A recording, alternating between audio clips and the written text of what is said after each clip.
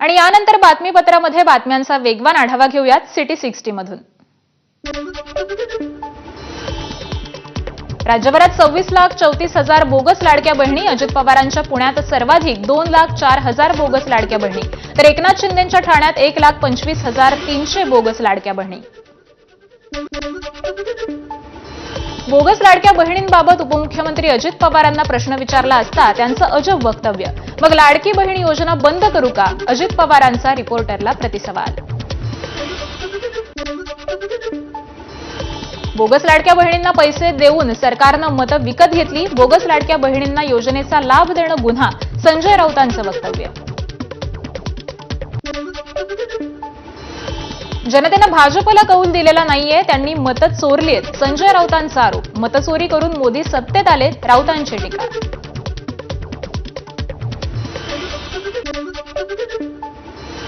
ज्या पुरुषांनी लाडक्या बहिणी योजनेचा लाभ घेतला त्यांच्यावर कारवाई करा, मंत्री छगन भुजबळ यांची मागणी। तर ज्यांनी चुकीचा लाभ घेतले त्यांनी स्वतःहून ते लाभ सोडून दिले पाहिजे, भुजबळ यांची प्रतिक्रिया। भाजपकडून कोकणात जाणाऱ्यांसाठी दादरहून मोदी एक्सप्रेसच्या 2 ट्रेन सोडण्यात आल्या। मोदी एक्सप्रेसचा डबल धमाका अशा आशयाचे मोदी एक्सप्रेसवर बॅनर आहेत।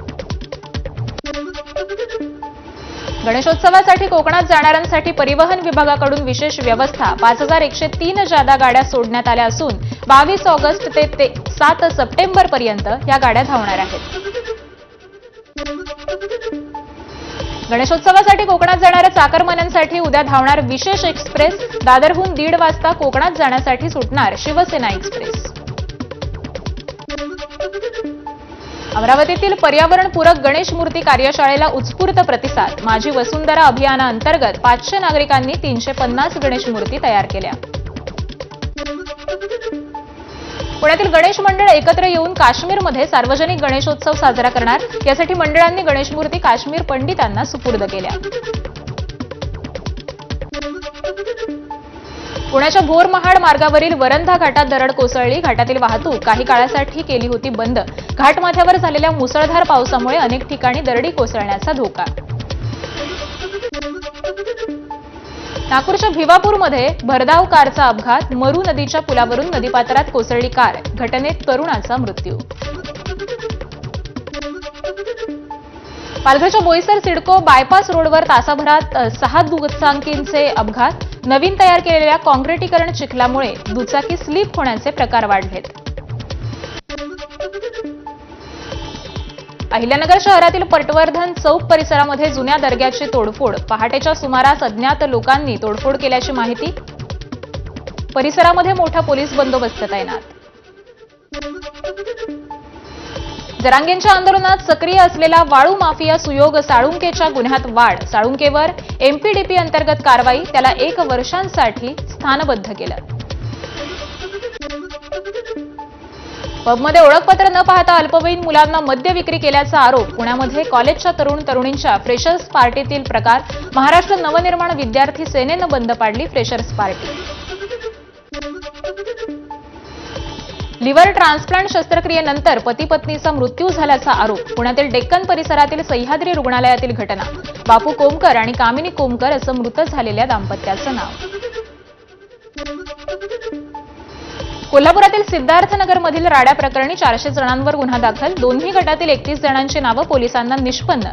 दोन्ही गटांसोबत पार पडली शांतता बैठक, वातावरण निवळलंय।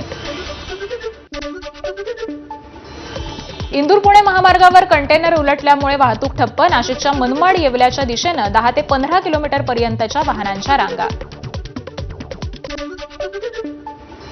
अल्पवयीन मुलीला लग्नाचा आमिष दाखवून तिला गर्भवती केल्याचा नाशिकमध्ये प्रकार। दीपक कुमार रमेश कुमार पाल संशयितावर मुलीच्या आईच्या तक्रारीनुसार गुन्हा दाखल।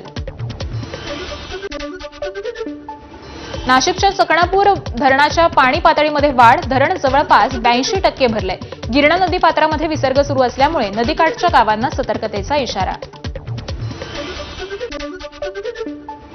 नंदुरबारमधील तळोद्यात रोजवा प्लांट इथं पूल नसल्यामुळे मृतदेह नदीच्या प्रवाहातून नेण्याची वेळ। त्यामुळे आदिवासींच्या मरण यातना कधी थांबणार असा सवाल उपस्थित। सांगलीच्या कर्नाळ गावातील मौजे डिग्रजमध्ये आढळली 13 फुटी मगर. कृष्णा नदीची पाणी पातळी ओसरल्यानंतर मगरीचा वावर वाढलाय. हिंगोलीतील लक्ष्मण नाईक तांडा गावाला जलजीवन मिशन योजनेअंतर्गत पाणी पुरवठा योजना मंजूर. शासनाकडून 98.10 लाख निधीची मंजुरी. एबीपी माझानं दाखवलेली पाणी टंचाईची बातमी. आपल्या शरीरात रक्ताचा शेवटचा थेंब असेपर्यंत आपण गोपीचंद पडळकरांसोबत राहणार. पडळकरांबाबत बोलताना आमदार सदाभाऊ खोत यांना अश्रू अनावर. मराठा आरक्षणासंदर्भात जरांगे पाटलांची आज बीडच्या मांजर सुब्यात अंतिम निर्णायक बैठक. बैठकीत आरक्षणाच्या लढ्याबाबत महत्त्वाचा निर्णय होण्याची शक्यता. आपली गाडी फोडायची तर फोडा, पण इतर धर्म प्रचारकांवर हल्ला केला तर आपल्याला संग्राम बापू मधील बापू शब्द काढावा लागेल.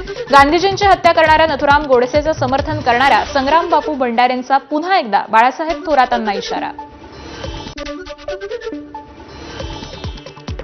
अहिल्यानगर पोलीस दल सायकलिंग असोसिएशन महाराष्ट्र यांच्या पुढाकारानं अहिल्यानगरमध्ये सायकलथॉन, आधा घंटा फिटनेस के लिए आणि से नो ड्रग्स अशी ब्रीदवाक्य.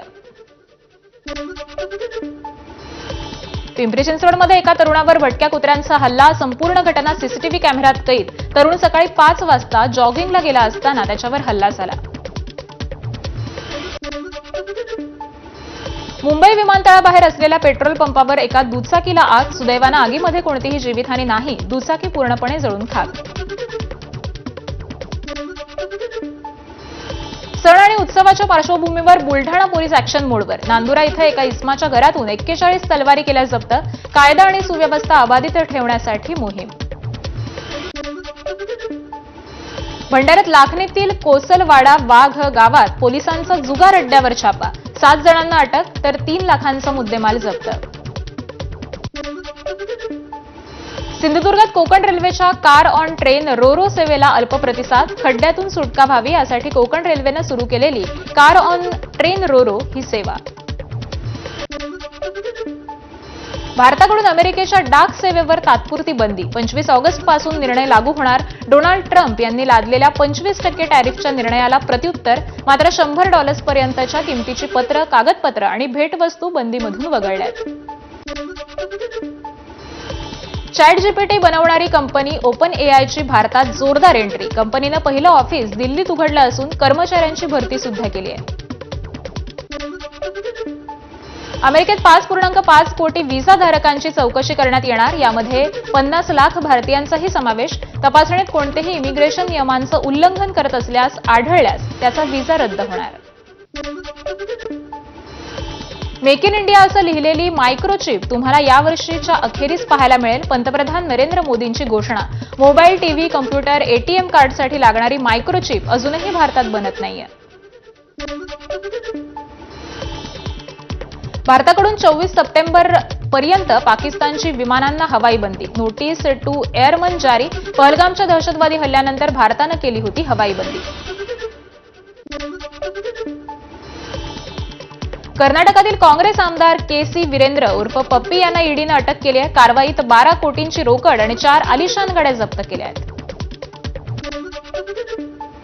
ब्राझीलमध्ये मद्यधुंद मालकाला पाळीव बैलानं घरी आणलं. मद्यधुंद अवस्थेत पत्ता हरवलेल्या मालकाला बैलानं शोधून काढलं. व्हिडिओ सोशल मीडियावर तुफान व्हायरल. उपमुख्यमंत्री एकनाथ शिंदेंनी उज्जैनच्या महाकालेश्वर मंदिरात केली पूजा. शेतकऱ्यांच्या आणि महाराष्ट्रातील सर्व लोकांच्या कल्याणासाठी प्रार्थना केल्याची शिंदेंची प्रतिक्रिया.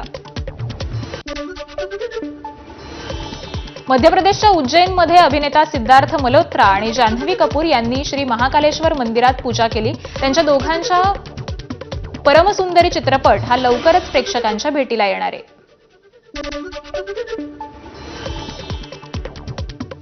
अभिनेता सलमान खानचा आगामी चित्रपट बॅटल ऑफ गलवान ची सध्या जोरदार चर्चा आहे. चित्रपटाची शूटिंग लडाखमध्ये सुरू आहे. सेटमधील फोटो सोशल मीडियावर व्हायरल.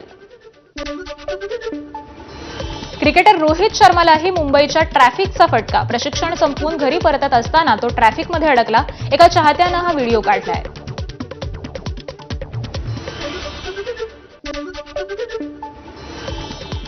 आणि यानंतर आत्ताची एक महत्त्वाची बातमी पाहूयात. नाशिक जिल्ह्यामध्ये